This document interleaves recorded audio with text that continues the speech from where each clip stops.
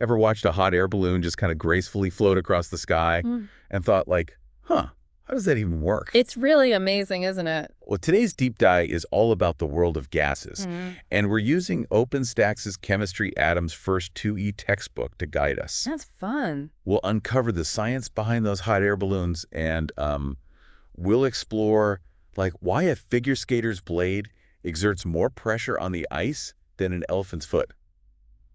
Can you believe that? It's true. And we'll even like delve into the tools that we use to actually measure this invisible force that we call gas pressure. Gas pressure, it's everywhere. It really is. It's amazing how something that we can't even see plays such a crucial role, in our everyday lives, from the air we breathe to the way our cars run. Absolutely. So let's start with the basics. We all kind of know gas pressure exists. Yeah. But can you remind me what pressure is exactly? I feel like I haven't really thought about that since high school physics. You're right. It's one of those concepts we kind of take for granted. Totally. Simply put, pressure is the force exerted over a specific area. So imagine you're pressing your hand against a wall. The harder you push, the more force you apply, the higher the pressure you exert. But here's where it gets kind of interesting. If you push with the same force, but you use just your fingertip, the pressure increases because the area of contact is much smaller. Okay, so it's not just about the force, but like how concentrated it is. Exactly, and that actually explains the surprising fact that a figure skater balancing all their weight on those thin blades exerts more pressure on the ice than a massive elephant. Crazy. With its much larger feet, according to OpenStax, an elephant's foot exerts about 14 pounds per square inch of pressure. Okay. While a skate blade can exert around 30 pounds per square inch. Wow, that's a pretty big difference. Yeah. I would not have guessed that. Now, what about atmospheric pressure? I remember learning about it, but I could definitely use a refresher. It's not like we can just feel it, right? We actually do feel it all the time. Really? We're just so used to it, we don't even notice it. Imagine a bowling ball resting on your thumbnail. Oh my gosh. That's the kind of force that the entire weight of the atmosphere above us is constantly exerting. Thankfully, our bodies have evolved to handle it. That's a pretty intense image. But how do scientists actually measure atmospheric pressure? What kind of units are we talking about here? There are a few common units you'll encounter. The standard unit in the scientific world is the Pascal or passive, but you'll also see kilopascals, kPa, bars, pounds per square inch psi, which you might recognize from tire pressure gauges and atmospheres at Munham. Okay, so we've got our units down, but how do we actually go about measuring these things? It's not like we can just stick a ruler in the air and call it a day. You're right. We need specialized tools for that. Enter the barometer and the manometer. A barometer is a classic device for measuring atmospheric pressure. It's basically a closed glass tube filled with mercury inverted into a dish of mercury. The atmospheric pressure pushes down on the mercury in the dish, which forces some of it up into the tube. The higher the mercury column in the tube, the greater the atmospheric pressure. So it's like a visual representation of this invisible force that's pushing down on us. That's pretty cool. Exactly. Now, manometers are a bit different. They're used to measure the pressure of a gas trapped in a container, not the atmosphere as a whole. Okay. And there are two main types, closed end and open end. Okay, I'm intrigued. Tell me more about these manometers. A closed-end manometer is a U-shaped tube with one arm sealed off. Okay. The other arm connects to the gas you want to measure, and the U-bend contains, you guessed it, more mercury. The difference in the mercury level between the two arms tells you the pressure of the trapped gas. So it's comparing the pressure of the gas to the pressure of the mercury column. Precisely, an open-end manometer is similar, but one arm is open to the atmosphere. This lets you measure the pressure difference between the trapped gas and the surrounding air pressure. I see. So now that we have a way to measure gas pressure, can we talk about how those pressures change? I vaguely remember something called gas laws from school. You're on the right track. The gas laws describe the relationships between pressure, volume, temperature, and the amount of gas. These are fundamental to understanding how gases behave. All right, I'm ready to dive into those laws, but let's save that for part 2 of our deep dive. Sounds good. All right, let's unpack these gas laws. I remember there being like a whole bunch of them, each with a different name attached. How do they all kind of fit together? Well, each gas law focuses on the relationship between a couple of variables while holding others constant. So, for example, Boyle's law describes what happens to volume when you change the pressure, Okay. assuming the temperature and amount of gas stay the same. Okay, so it's like taking a snapshot of how two things are connected, kind of like isolating variables in an experiment. Yeah, that's a great way to think about it. Yeah. So Boyle's law states that volume and pressure have an inverse relationship. If you decrease the volume of a container of gas while keeping the temperature constant, the pressure will increase. Think of pushing in the plunger on a syringe. You're reducing the volume, which forces the gas molecules closer together, increasing pressure. Right? So it's like the gas molecules are bumping into each other more frequently in the walls of the container when there's less space to move around. Exactly. Now, Charles's law deals with the relationship between volume and temperature, this time holding pressure constant. This law says that as temperature increases, volume increases as well. Imagine a balloon filled with air. If you heat the balloon, the air inside expands, causing the balloon to inflate even more. That makes sense. I've definitely noticed that balloons seem to deflate a bit in colder weather. So we've got pressure and volume linked by Boyle's law, and volume and temperature linked by Charles's law. What about the relationship between pressure and temperature? That's where Amundsen's law, sometimes called Gay-Lussac's law, comes in. It tells us that pressure and temperature have a direct relationship when volume is held constant. If you heat a sealed container with a fixed volume, the pressure inside will rise. This is why it's dangerous to heat a sealed aerosol. The increasing pressure can cause it to explode. Oh, well, that's a good reminder to always handle pressurized containers with care. So we've covered pressure, volume, and temperature. Is there a law that addresses the amount of gas present? You're thinking of Avogadro's law. This one states that volume is directly proportional to the number of moles of gas when temperature and pressure are constant. Basically, if you add more gas molecules to a container without changing the temperature or pressure, the volume will increase to accommodate those extra molecules. Okay, I think I'm starting to see the bigger picture here. Each of these laws describes a piece of the puzzle of how gases behave.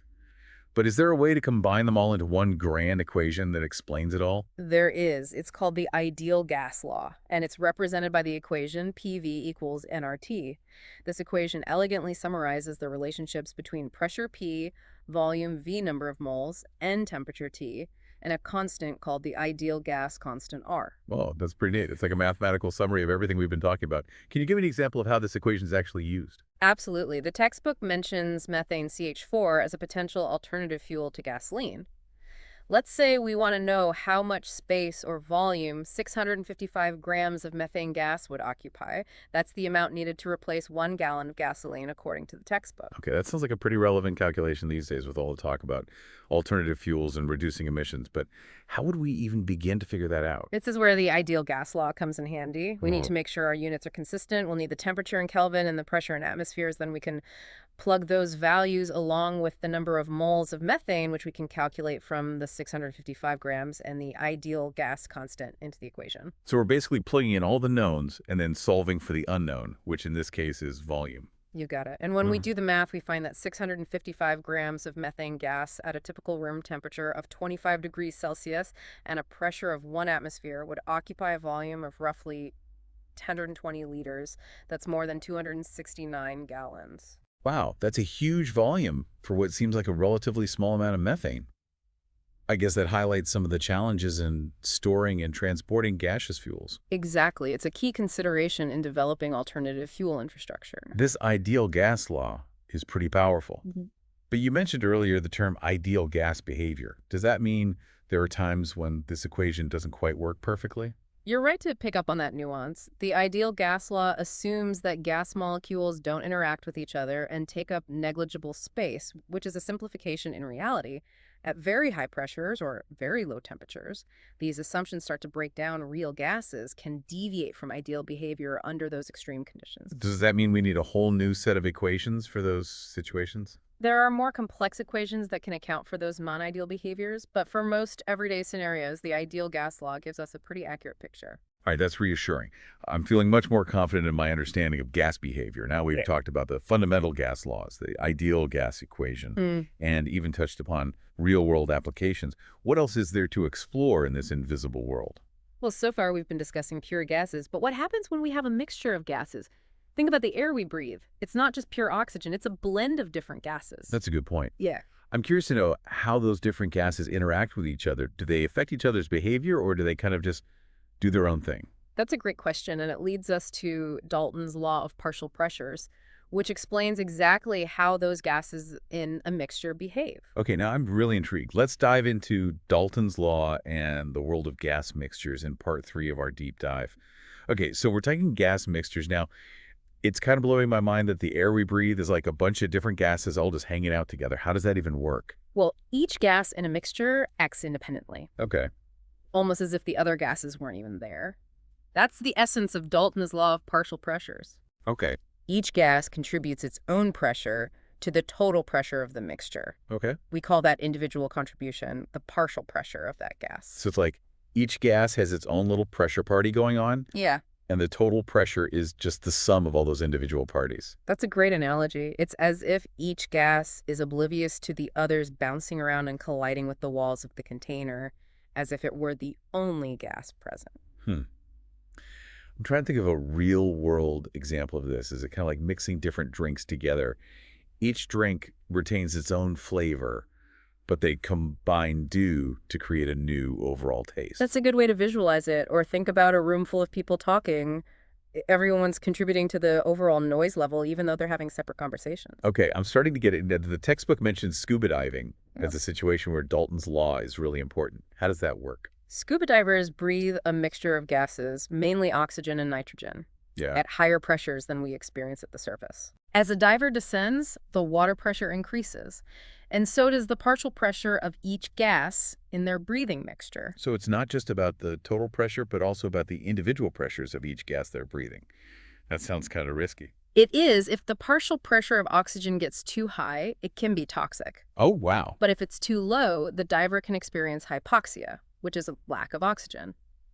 Understanding Dalton's law is critical for calculating the right mix of gases for different depths to keep divers safe. Why, that's a high-stakes application of gas laws. It really Yeah. highlights how important it is to understand these concepts. Yes. Okay, so we've talked about pressure, volume, temperature, amount of gas, and mixtures.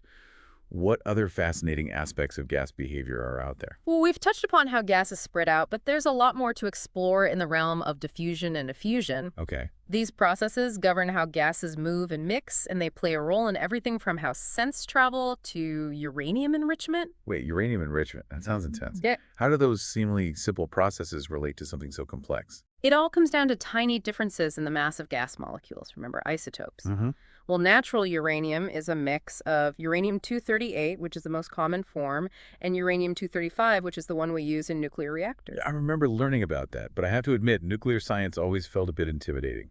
It's definitely complex, but the basic principles are rooted in gas behavior. To enrich uranium, scientists convert it into a gas called uranium hexafluoride. Okay. The key is that uranium-235 hexafluoride is slightly lighter than uranium-238 hexafluoride. Okay, and this is where diffusion and effusion come in. The lighter molecules move faster. Exactly. They take advantage of this tiny mass difference by passing the uranium hexafluoride gas through porous barriers.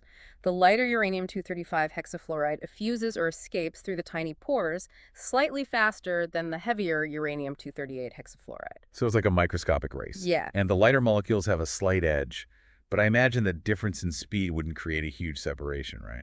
You're right, it's a subtle difference. That's why they have to repeat this process thousands of times using cascades of these barriers. Oh, wow. It's a complex and energy-intensive process, but it's how we get enriched uranium. That's incredible. It's amazing how something as seemingly simple as the speed of gas molecules can have such huge implications. Yeah. We've covered a lot of ground in this deep dive, from basic gas properties to complex applications.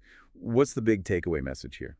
I think the key takeaway is that gases, while invisible, are governed by a fascinating set of rules and relationships.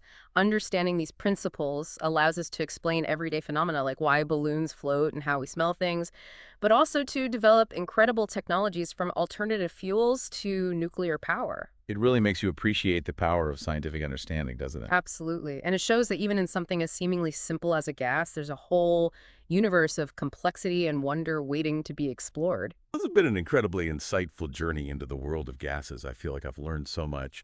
And I'm definitely going to be looking at hot air balloons and tire pressure gauges a little differently from now on.